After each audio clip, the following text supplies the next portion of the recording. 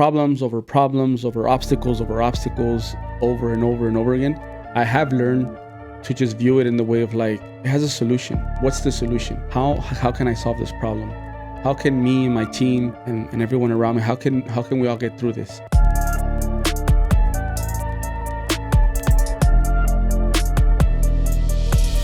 What's going on, guys? Welcome back to the Stay Shining, Stay Grinding podcast. You have here your host, Jose Gallegos, and my co-host, Carlos Castro. How's everybody doing? All right. How you doing? Good. How are you? Good. So we're sticking to the plan, huh? So far, yeah. All right, guys, welcome back. Today we're going to be discussing I'm pretty sure a subject that everyone needs to hear, how to stay calm during the storm. So in moments of disaster, moments when you feel like you're not getting through to whatever you're doing, or you can't get to the goal you're trying to reach, and you kind of just feel like you're losing it all. How do you stay calm? How do you stay sane throughout those moments? I don't know, it's not easy, but based off our experiences, because we've been through some stuff as business owners, as entrepreneurs, and I think we can all relate here as far as what we're going to discuss. Yeah. What is your definition for calmness in the storm? What would you define that as? For me, what I've learned so far is to still be able to strategically think things through, instead of just kind of losing your shit, and just kind of like, there's this like fight or flight mode, right? That's one thing, but more of like staying calm, thinking outside the box, and be more of a problem solving tactic, rather than just kind of like, fuck, like what I do, what's going on? Like, I can't handle this. I can't put this together. I can't keep holding on to this. And it's normal. We wear a lot of hats in the business, and in any business, especially a starting business. When you don't have a lot of help, you tend to do everything yourself, and sometimes you just lose grasp, and you lose a grasp of things, and you just start, things just start falling apart.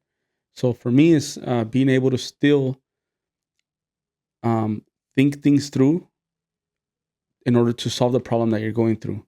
And you more have to like treat it as tackle a problem one by one, because you can't solve 20 things at once, but you could, first fix one, first fix the other one, then fix the other one, and so on and so forth.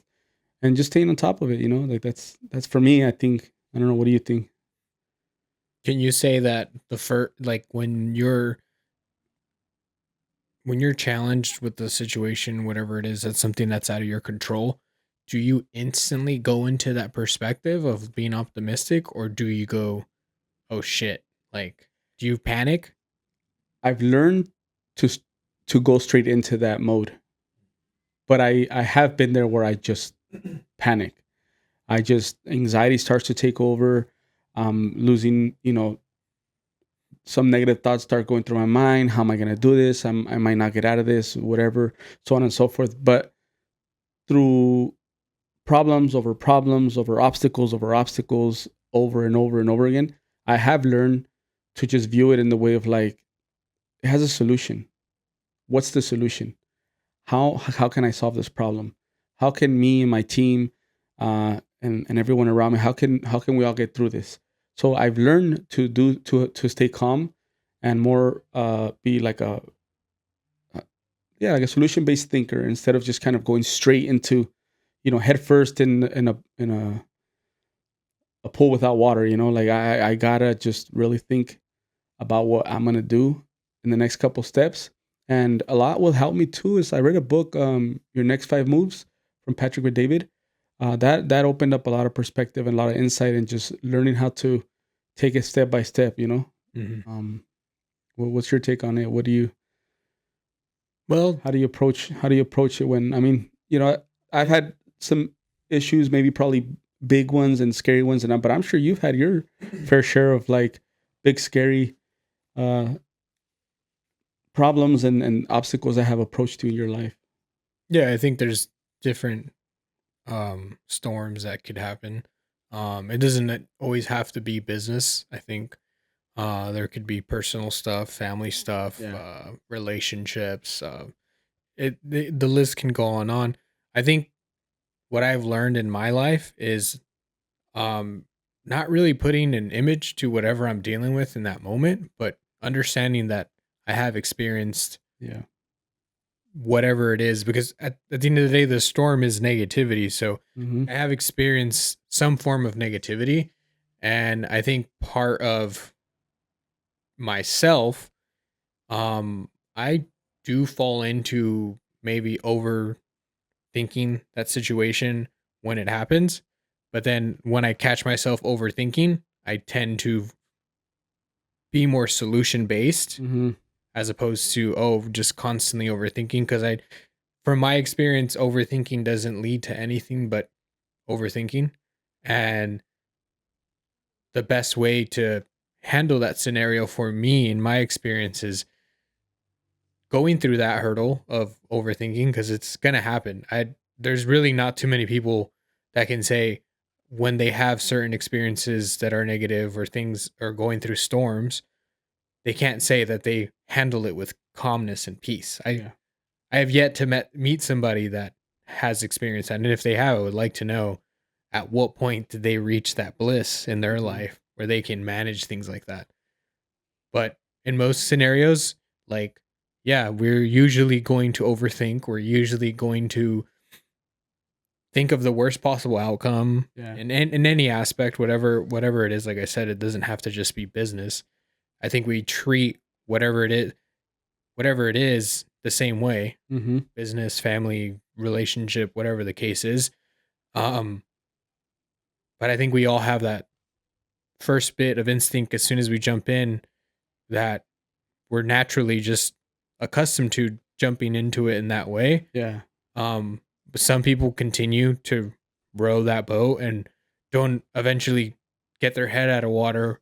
And sometimes it's too late, or Mm-hmm. sometimes they get their head out of the water, and you know, it's a lot difficult. But I think in my life, anytime I'm faced with some type of issue, I honestly, like, I try to find a solution after the period of panic. Of panic. Yeah. Yeah, because I mean, yeah, I think no matter what it is, I'm really trying to process that. And honestly, like, the any experience I've ever had, business, family, college, whatever the case is, it's usually I usually treat the problem the same way. It doesn't even Yeah. matter what it is. There's always that first panic mode or Mhm. anxiety mode, and Yeah. then you kind of step back and say, okay, well, I can handle this. Yeah. I mean, for me, I just, man, especially in the last year and a half, I've been through a lot of really big obstacles that right now, like I was even telling Melissa, I was like, when we got this other audit, and then, I was just like, okay, well, like it almost, not that it doesn't phase me, but like it's just like I'm becoming numb and immune to, like, these things are just like, you know, happening so periodically. And I guess it's part of entrepreneurship. You kind of have to view it as like, we chose this route. I chose this route. I chose, you know, the well, where everybody says the easy path, right? But I chose a difficult path. And I chose to, create my own destiny. And there's gonna be things obviously that I don't know. And a lot of this comes with consequences, but I've learned to really control my thought process and be very optimistic about the outcome, because, you know, um, in the hardest times, I just say, you know what, it's going to be worth it. Keep pushing through. And the reason too, because I'm a big observer. I see a lot of people um, that are in year 15, year 20, and like the success story is like really, the outcome is really nice. And it's people that I know very well. It's not like the Instagram millionaire. It's not like the Instagram guru. It's like real people, real stories, real success that I get to see. And I'm like, dude, how did you overcome this? And same story. I had to go through these problems. I got to go through that problem. Solution based. Don't give up. Keep pushing. Keep grinding. So when you see and meet people like that, when you're kind of going through the mud, you're just like, it's gonna pay off. But you for sure have to really understand that the problem is hurting you, and be willing to find a solution to push you forward to the next phase or the next step into your venture. So I like studying people and seeing, what they've done. Maybe ask a question here and there, and trust me, there has not been one that says, "Oh man, piece of cake, easy." Like I built it 20 years on the road. I just had no problems. Like everybody has gone through something, and seeing their results and their successes, it just really drives me to understand, like, hey, it's just a hiccup, it's just a bump on the road, just keep pushing, keep driving. So the optimism revolves around all that. Aside from, the way I look at it, it's like, I already came this far, like, why stop now, why quit now? So um that definitely helps, when it comes to the storms, and controlling my sanity and my peace. And plus, you can't really, like, I know there's people that really overthink it, and they really, you know they're like negative about a lot of the stuff that happens. But we have to understand that what got you here is not going to get you there, and we have to go through these things in life in order to, number one, become mentally stronger, become wiser, to gain more experience in life. Like, all these things have to happen. So, whatever got you to, let's say, 1 million a year, will, that version of yourself will not get you to 3 million. You have to go through these obstacles and these storms in order to, and it's just how you handle that storm to get you to 3 million, 4 million, 5 million, whatever the goal is. So that's for sure. You can't avoid that. I feel like it has to be part of the journey, but you just have to learn how to cope with that and how to maneuver yourself around that in order to get to the other side. What do you think? What are you thinking? You're thinking. No, I'm just listening to you. Uh, listening. Yeah, I mean it put it into perspective for me. Or for the people that are listening to. What is the other side? I have yet I have yet to experience it because I'm still in the mud. I'm still going through it. 7 years in business is, to me, is nothing. Like I just said earlier, like the people that are 15, 20 years, the other side, what I see them, how they're living their life, and it doesn't have to be Lamborghinis and Ferraris and mansions. Like, that's a whole different level of success, which that's the other side for those people. But the people I know that they could travel whenever they want, they could do whatever they want whenever they want. They could not work if they don't want to. They have what is it called? The passive income. They have a business. They have freedom. They spend time with family. Like that, to me, like that's the other side of, that's what I want. That's what I want, is financial freedom. I want to spend time with my kids. They're only growing up. I want to travel. I want to like not worry about the price tag. I want to like give them, a life to remember, you know what I mean? While I still can. So the other side, to me, pretty much looks like that. I have not yet to experience that. I'm not anywhere near that. But when I see, those the people that I know that are going, that are already living that other side is nice. Like, I see that, and it just motivates me more. And having the conversations, and then telling me, hey, like, I already went through that. Hey, like, keep pushing. I almost lost it 2 times, 3 times. I picked myself back up. I learned. I reset the sails, and the boat kept going. And that's what when I sit down and say, okay, cool, year 7, like, I can't get frustrated with myself because it's only year 7. And most of you guys do. Most of you guys are like, oh, year 2, I'm not getting anywhere. Year 3, I'm not getting anywhere. Like, bro, you haven't done nothing yet. Like, it has to be. I think it's 12, 15 years plus is when people should start to really see the fruits of the labor. And it seems like a long time for us, like, us millennials, like, oh, dude, like, we're so used to having instant gratification that we don't stop and realize how things really take time and a lot of hard work. But we are used to getting things now, right? Food delivery quick, Amazon's quick, everything's so quick that in the process of what we're building, we're hard on ourselves because we see everyone else already living that. When Mhm. sit down and have a conversation with them, it took them 15, 20, 25 years to be able to be on that other side. I think that's my perspective. And once you understand that, I think that you'll start to be easier on yourself, and you'll start to enjoy more the journey, and to maneuver yourself around obstacles and storms and challenges a lot easier, because hey, it's year 5, year 3, like, I got more to go. I got more to go. That's the perspective, and how my point of view, and how I see this. these storms and keeping the calm and, just pushing through anything that comes your way. Do you think that some people maybe in your industry um tend to have the illusion of that other side a little too soon? Yeah, very much so. Yeah. Because Yeah. I could think of some multiple companies in your industry that, you know, they just started, let's say, a year or two ago, and, Yeah. you see things that they shouldn't be having. Yeah. um, And again, my personal experience with business can be different from somebody else's. You know, a lot of people may think, "Hey, man, you're already this big. You're this many years in. You should already be this and that." I mean, honestly, that's just how I've navigated my own venture, right?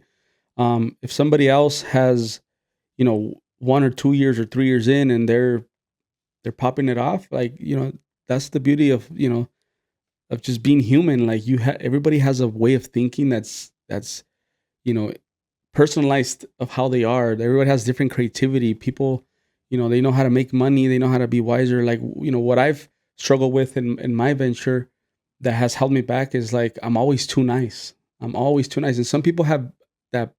They have that automatic character where they're selfish, and it's all about, they rather fill their pockets than care for their team or whatever. I was just always nice, and now I'm learning through everything I'm going through to build a little more character, to kind of put my foot down and take a little more control of the ship. And, being a leader is not easy. I don't want to, like, change subjects here, but, being a leader is not easy. Entrepreneurship is not easy, and, for me, if someone else is killing it, good for them.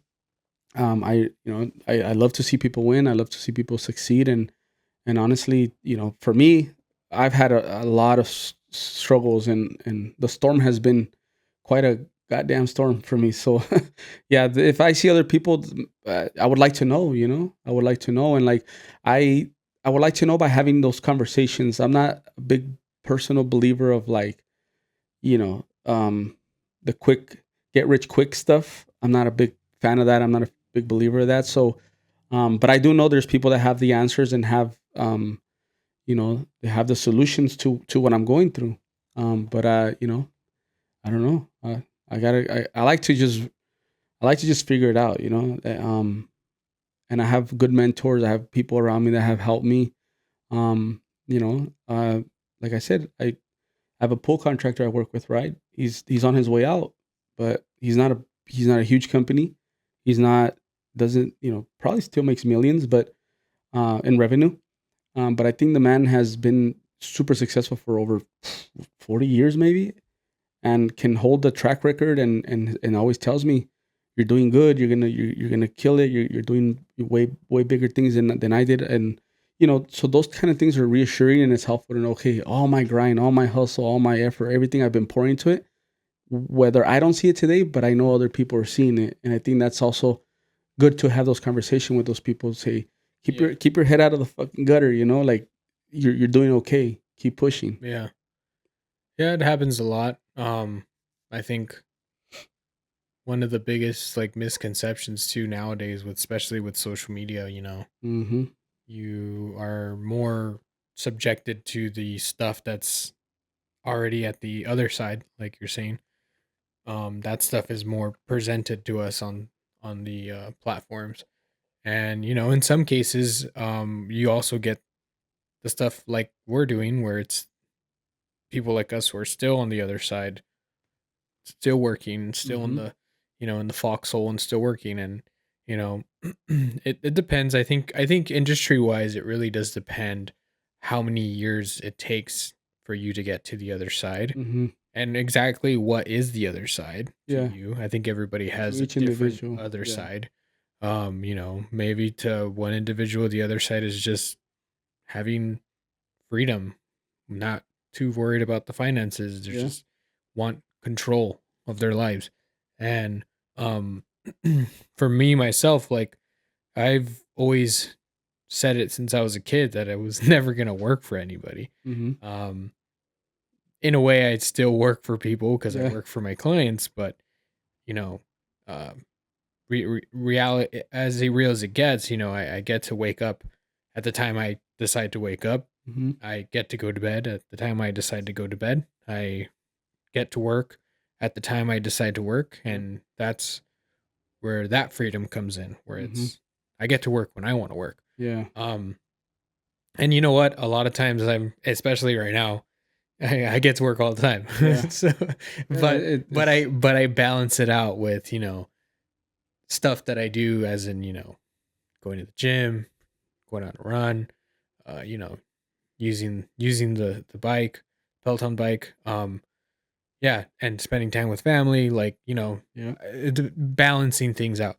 I get to do something that I get to enjoy. Mm-hmm. I'm working in an industry where I have interest in, and I get to be creative, and I utilize my creative mindset as the outlet to, you know, make money. Yeah. So yeah, I mean, I think it depends on the industry. In my perspective, I know in your industry it does take some time, Mm-hmm. and that's why I say, like, there's some people who are in the industry and are in for about a year or two, and all of a sudden they think they have the system figured out. Yeah. But if they were to look at the cards and look at, okay, you know, this individual is in their 50s, they've had their business for, over 30 years, Mm-hmm. like, there's a reason why they're living the life they're living now, and if you were to ask them, hey, what were you doing in my age? And they would probably answer you with the same thing you're doing, Mm-hmm. when in some cases, like I said, some guys 2 years get a nice paycheck, go buy a new truck for Yeah. themselves, not even for the fleet, for themselves, or buy a specific thing that they really don't need, Yeah. um even stuff for their own company that they end up buying, like, Bobcat or some type of thing that realistically they're only going to be using maybe once or Yeah. twice a month, when it's like, and some of these guys get business loans really quick. If you go to the right banks and you have the right Yeah. numbers, They'll you'll get fund a you. business loan. And then that creates that, well, I just got to buy a truck, put it under the business name, put a sticker on it, and I can just Yeah. roam around with it in my family. And, I saw something like that the other day where it said the guy had asked a big entrepreneur what is one of the biggest business killers, right? And then the guy was straight up, and it's similar to what you're saying. He said it's the CEO's ego, because he's like, if you can't control your ego, you're gonna fuck everything up.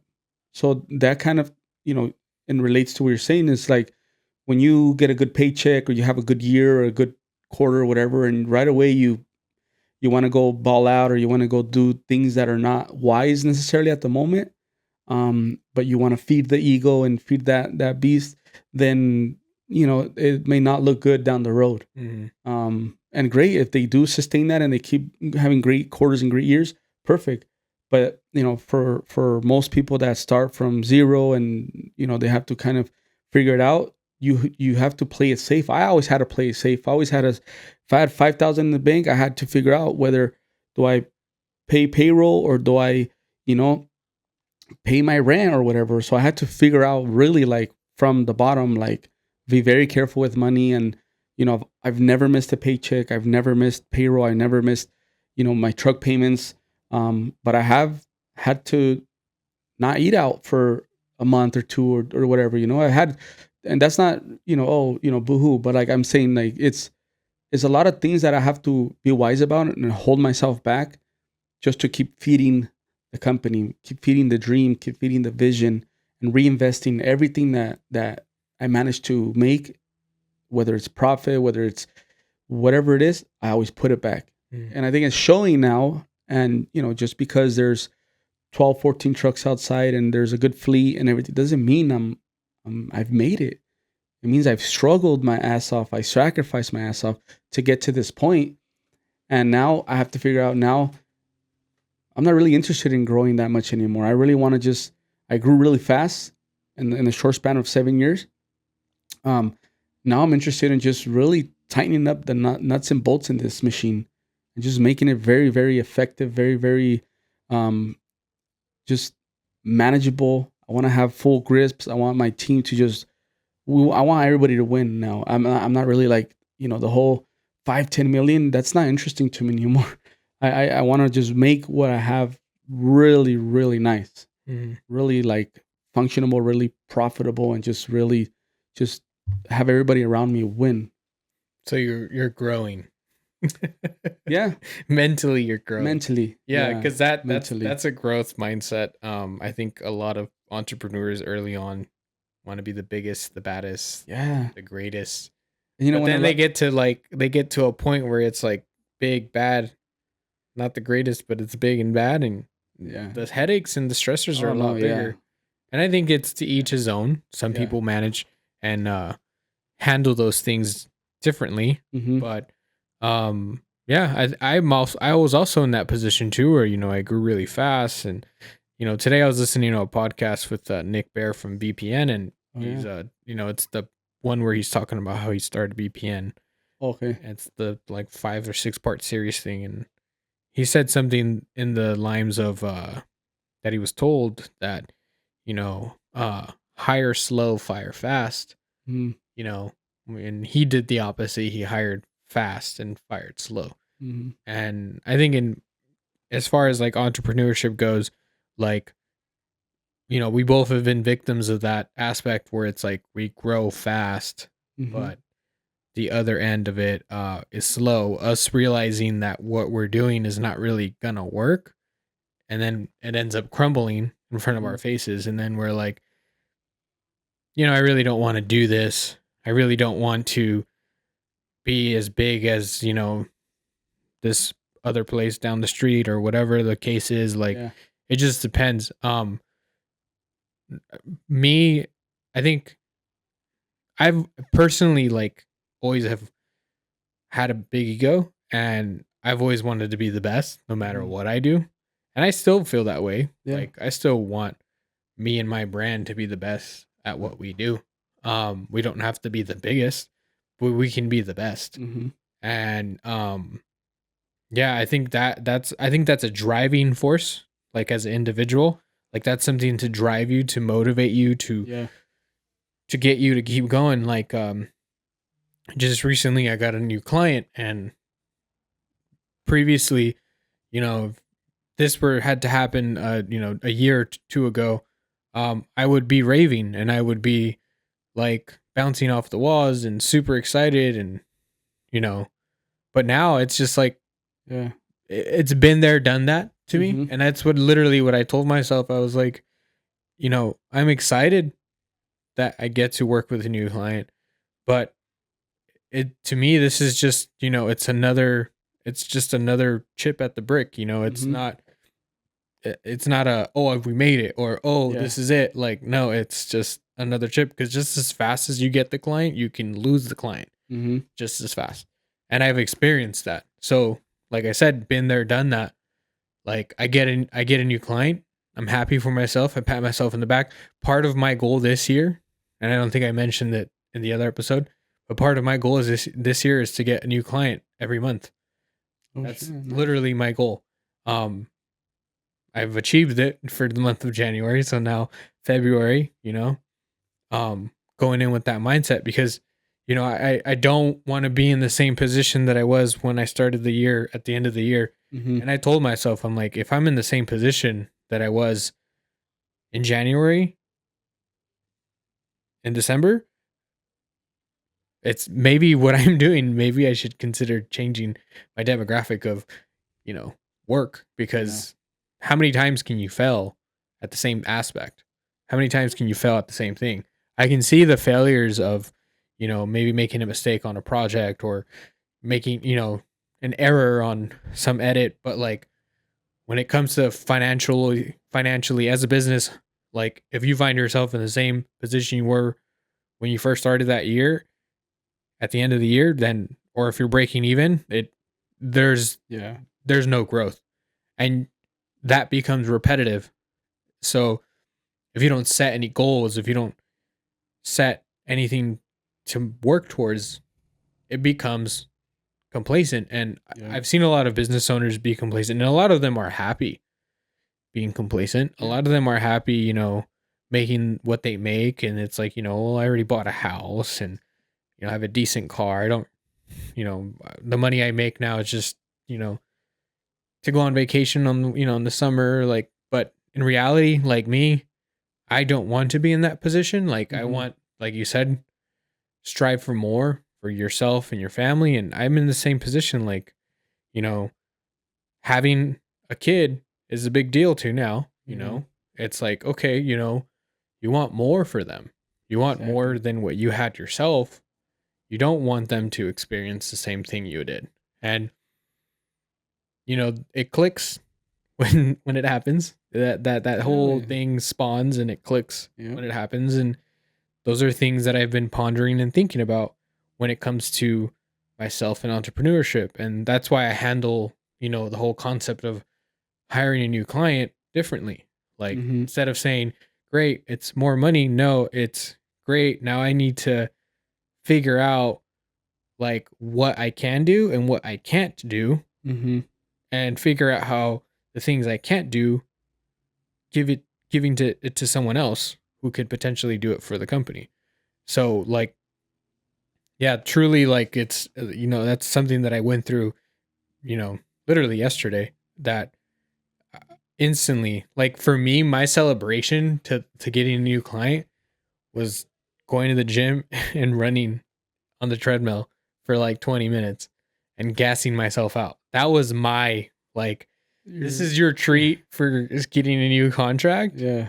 Like, have fun with that. And yeah, I mean, it was way much more fulfilling when, like, okay, in reality, like, if I got a new client, I'd be like, oh, let's go out to eat, or, oh, I'm gonna buy this thing that I've been, that I've been had my eyes on. And actually, one thing I also told myself was that I wouldn't buy I have the earbuds that I use. One of them doesn't work. So, I have to have both of them on in order for them to work. Yeah. But I told myself, like, I live right by a Best Buy, and I'm like, oh, just go buy it, use it as a write-off. But no, like, I'm like, no, I can't buy myself something until I get a new client. I got a new client, and it's like, even that is not even appealing. Yeah. Like, it's like, do I really need the headphones? Yeah. Like, do I really need the earbuds? Like, yeah. So, I mean, I feel like I've also grown in my experience. Yeah. I also feel that, it's motivating and exciting to get new clients. For me, having this new client is great, and it's exciting. It's a client in the, in the restaurant industry. They're giving me full creative freedom. They're saying, here, we want you to handle it. We want to see what you can do with it. And for me, it's exciting because it's like, I'm touching a new industry. Not saying I don't have experience in it, but I'm touching a new industry, and I want to know how much of an impact I can make. Yeah. I've been in the landscaping construction industry for quite some time now. I know what type of impact I can make. Like, people in the industry know what your brand is and know who Vivid is. Like, they know you have good videos, you have good photos, you have good content, you have education. A lot of guys look up to you, and even the guys who are just coming up, they're trying to do videos just like you. And I send you content all the time. Like, hey, this guy's local and this content's like yours. Yeah. And kudos to them. Like, that's awesome that they are trying to achieve that. They should be hitting up Anchor Mind projects to make their content, but no pun intended. Is that an ad? But like, for me, that's and also, like, a motivating factor is, like, when I see a company doing a talking head very similar to the concepts that we build, it's like, okay, this shit's working. Especially when you think it's not. Like, when I say, are you sure this video is gonna do good or whatever, and then you send me like, bro, look at, they're doing the exact same thing we're doing, and I'm just like, oh, okay. Yeah. So people are watching, and people like it, and people, they must like the results, because you're right, and I don't have an ego. Like, I'm not like, I don't look at myself like anything that it's not. I'm just human, right? I'm just a guy trying to figure it out. But being an industry leader and an example for people, and if people want to pursue, and some people can, oh man, why are you copying me? Why this? Like, bro, do your thing. Like there's enough work for everybody out here. I even tell my workers, bro, you guys could all get licenses and we'll all be straight, you know, like, and if people want to, you know, I studied larger companies and I kind of pay attention to what they're doing, what they're not doing. And, you know, I want to follow into those footsteps, you know, long-term vision. But you're right. People do see, you know, the work that you put out there, and they do like it, and they do see, you know, I don't make a whole lot of business. Not a whole lot. I barely make any business through Instagram, but I really love how it kind of seals a deal when it comes to talking to clients. Cause like, hey, I checked out your Instagram, and so you do get business from Instagram. It seals the deal, but I don't get like leads from Instagram. But it's, you know, it helps it creates deals. An image, you know. Yeah. You know, there's a lot of successful companies out there who are not on social media, but I think based off of like where the current like trends and the current like times are changing, like, yeah, that's 100% what people end up going in. And that's a big plus for your brand and your company to have something like that. Oh, yeah. And, you know, you caught on to it really early on because you listened to a lot of individuals like Gary Vee, for example, early on about this stuff, and you were influenced with it and you jumped on it right away. Yeah. It's not like you have a crazy following where it's like, you know, you have hundreds of thousands of followers, but you have thousands of. We're almost at 10K, dude. Yeah, we're gonna get there before the summer organically, huh? And it's all organic. And actually, before we finish, there is a video that went viral, and I think we glazed over it on the last episode. We glazed over it. I already reviewed it. There's a video that went viral on the account, and if you're listening to this, you probably saw it already. But I did want to talk about that because it was it created a big impact not only for your account, but just generally it created a big impact, and I was raving over it. I was like, this is awesome. This is amazing. Like, this is cool. It's funny because I did not keep the calm in the storm on this one, huh? No, you did. And I'm glad you brought it up because I didn't know if you were going to bring it up. Oh, but like, when I saw that it got past like 250K, which on average, you know, we've had a few videos that have gone over like 10K, 100K. 250, over 250, the concrete one. Yeah. So when it got past that, and then I check it again the day before, and it was at 1 million. I'm like, holy shit! I was raving over it, and I remember calling you, and I'm like, dude, the fucking video did 1 million, and your response was like, yeah, I was not having it. You were not. To keep you guys in the loop. It was a skit. It was like it's supposed to be a funny video. We talked to our team, right? We're like, hey, you guys want to do this video? Everybody's on board, so we were like, all right, cool, let's do it. And in my first reaction to it, right? Because once it hit over 1 million or whatever, everybody started bombarding the comments like, oh, what an asshole boss, and this and that. And I started like, what the fuck? Like, I don't want to be looked at as an asshole boss. And that was my first reaction. And I was like, bro, we should like justify that it was a joke. And you're like, no, fuck that. Let it roll. Like, roll with the punches. And I was like, yeah, you stayed pretty strong on that. After I was like, you know what? Fuck it. Like, I know what I am. I know what kind of people I have. My team knows what's up with me. So like, the clarity that you brought after was like, okay, like, fuck it. Like, let's let it roll, you know? That's when I guess I failed to keep calm because I was almost like, hey, you want to... or you don't have an ego because that's an ego. Yeah. Well, not really, because I was like, I don't view, and I respect the content creators and what they do, but I don't want to be acting a fool. I don't want to go viral by doing dumb shit, wearing dresses and all this bullshit. Like, you know what I mean? Like, there's people that are funny and they can... I'm not like that. Like, I don't want to say I'm old school. I'm just like, I wouldn't put myself through stuff just for views or just for likes. Yeah, just for attention. At the end of the day, what we were doing the video for was... Yeah, it was just content. It was just... It was to get more eyeballs on the account. Like, it was you know, and at the moment when we did it, I didn't think about it like put it into viral. Yeah, I thought about it like, hey, this is funny. It'll be a different content. It'll be something our small following can enjoy, you know? I looked at more like that. Like, let's switch up the content. No, not me. I know, because you're raving about it. We're like, gonna hell fucking, yeah, bro. this is gonna be amazing. Right now it's what, 3.8 million? It's almost at like 4 million now. So you saw the remix about it? The guy who... There's people who are now, or yeah. And hey, the idea didn't even come from us either. Like, we saw a video that, you know, they did it and we're like, hey, we should incorporate this. And a lot of the stuff on social media now is not even original. You know, a lot of the stuff that goes viral is usually somebody, you know, seeing somebody else do it. And for some reason, the way they format their content, you know, was more relatable to the audience than other people, you know, because there's someone who kind of did a similar version where it was like the guys actually quit or told, you know, told the boss to, you know, fuck off. But that video didn't go as, you know, as well as ours. And that's the part where, like, you know, as myself, like, as being the content creator for your brand, like, for me, this is a form of success, you know. And then I get the call from you, and you're like, "Oh, you know, no, this is bad. It makes me wanted to do me look bad." A bloopers, right? Yeah, you're like so consistent with, you know, oh, let's just do the blooper, and I'm like, why?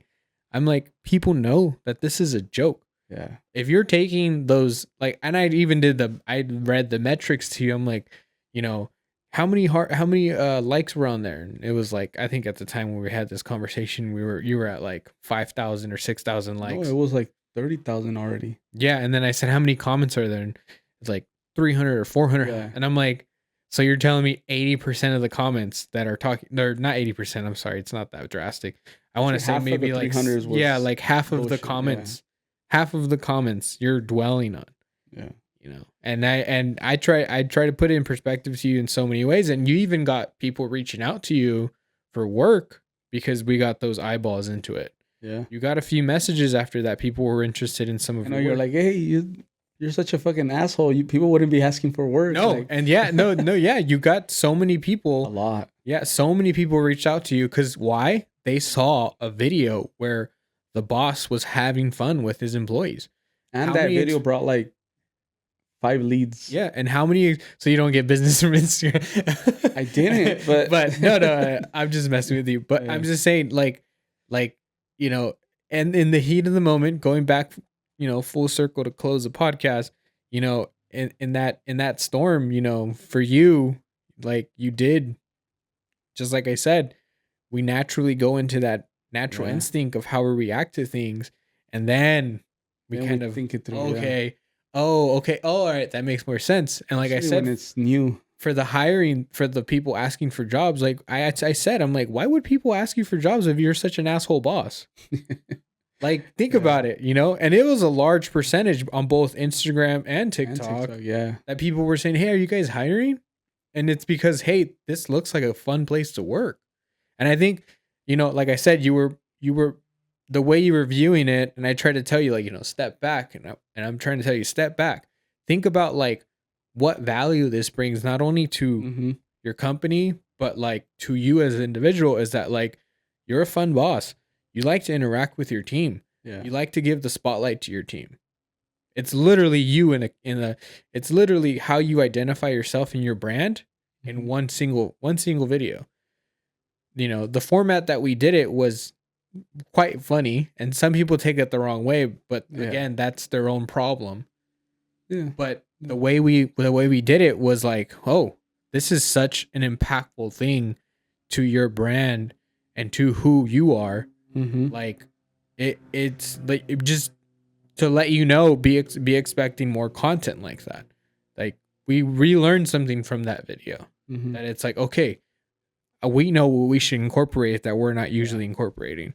I'll keep calm in the next storm. You'll keep calm in the next storm. But yeah, like, that got me by surprise. I never thought it would hit like that. So then that's why I was like, whoa. What? Yeah. And have you read the comments, Carlos? And you're like, I read every single one. I was like, and what do you think? Like, I'm an asshole right now. Like, I'm like the worst boss ever. And he's like, bro, what the fuck? I was like, you know what? You're right. Yeah. It took you a while. It's simple as, like, getting out of the comfort zone, right? Like, I'm not used to that attention. I'm not used to that, you know, and I strive so hard to build a good culture within my company. that I think that kind of, probably made me lose my calm a little bit. And I was like, whoa, like I'm worried about like the good old, worried about what people think, worried about what people say. But, at the end of the day, like I know what I'm building. I know, what I can offer to my team. Yeah. And I know who I am for them and for myself and for everybody around me that knows me, so that. And just, to put more into perspective in it, like think about how many people have seen that video. Like so many people have seen that video. Like 4 million is a lot of people that have seen that video.